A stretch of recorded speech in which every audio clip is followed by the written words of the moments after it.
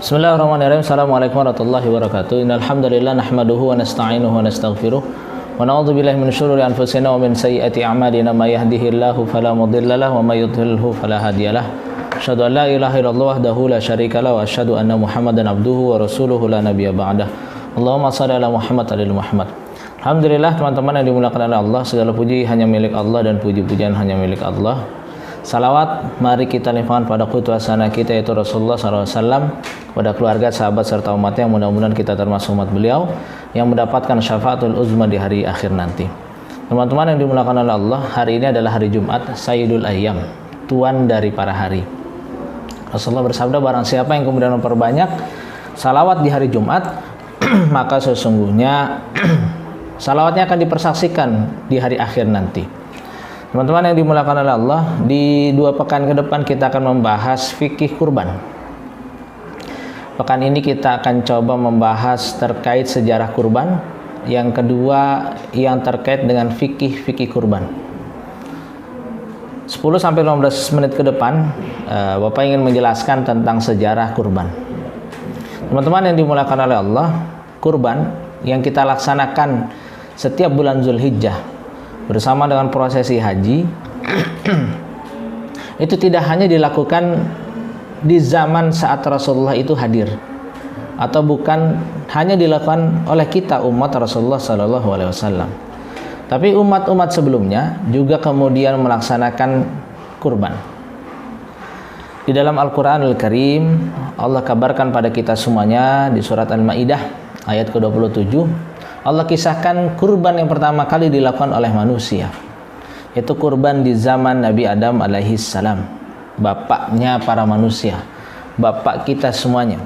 Allah berfirman di dalam surat Al-Maidah, watlu alaihim naba abnai adam bil haqqi idh qurraba qurbanan fataqabbala min ahadihima wa lam yutaqabbal min al-akhar qala al-aqtulannak qala innama yataqabbalu Allahu minal muttaqin. Dan ceritakanlah kepada mereka kisah kedua putra Adam, yaitu Habil dan Qabil, menurut yang sebenarnya. Ketika keduanya mempersembahkan korban, maka diterima dari salah seorang dari mereka berdua, yaitu Habil, dan tidak diterima dari yang lain, yaitu Qabil. Ia berkata, aku pasti membunuhmu. Berkata Habil, sesungguhnya Allah hanya menerima kurban dari orang-orang yang bertakwa.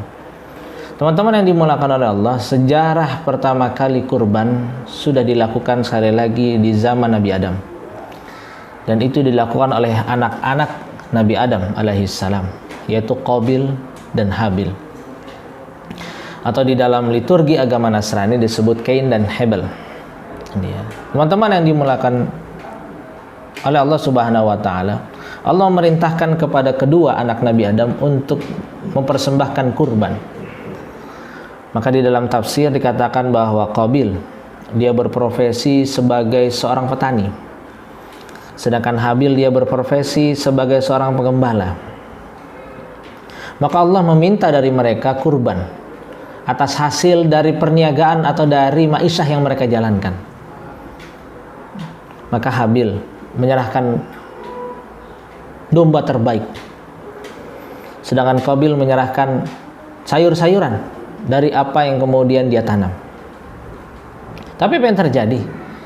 Di dalam surat ini Allah kemudian mengatakan bahwa kurban yang diterima hanyalah kurban milik Habil. Maka dikatakan bahwa kenapa tidak diterima? Disebabkan kurban yang diserahkan oleh Qabil adalah kurban yang buruk. Qabil menyerahkan sayur-sayuran hasil pertanian yang buruk dia, sedangkan Habil menyerahkan domba yang paling baik yang dia miliki. Satu hikmah yang kemudian kita bisa ambil dari kisah ini, dari sejarah kurban pertama kali, bahwa saat kita ingin memberikan sesuatu pada Allah Subhanahu wa taala, maka bukan kuantitas yang kemudian kita berikan, tapi kualitas terbaiklah yang kemudian kita hadirkan. Sehingga Rasulullah SAW di dalam syariat kurbannya mengatakan bahwa kita tidak diperkenankan untuk berkurban dengan kriteria 4 hal. Artinya kita tidak dibolehkan berkurban dengan hewan yang memiliki 4 hal yang ada cacat di dalam dirinya. Yang pertama, jika hewan itu buta, maka tidak diperbolehkan. Jika hewan itu kurus, maka tidak diperbolehkan.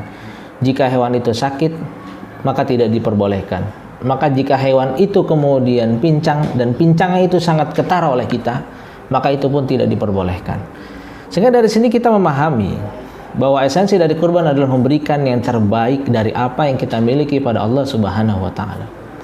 Saat kita memberikan sesuatu yang kemudian buruk, yang tidak maksimal pada Allah Subhanahu wa taala, maka niscaya Allah tidak akan menerima. Maka di sini dikatakan di ayat terakhir, di akhir-akhir ayat, qala innama yataqabbalullahu minal muttaqin, bahwa sesungguhnya Allah hanya menerima apa-apa yang diberikan oleh orang-orang yang bertakwa pada Allah Subhanahu wa taala. Saat kita memberikan sesuatu yang sisa, maka pada hakikatnya kita memberikan yang tidak terbaik untuk Allah Subhanahu wa taala. Tapi jika kemudian yang kita berikan yang terbaik, maka sungguhnya itu adalah kriteria dari orang-orang bertakwa. Teman-teman yang dimuliakan oleh Allah, itu sejarah pertama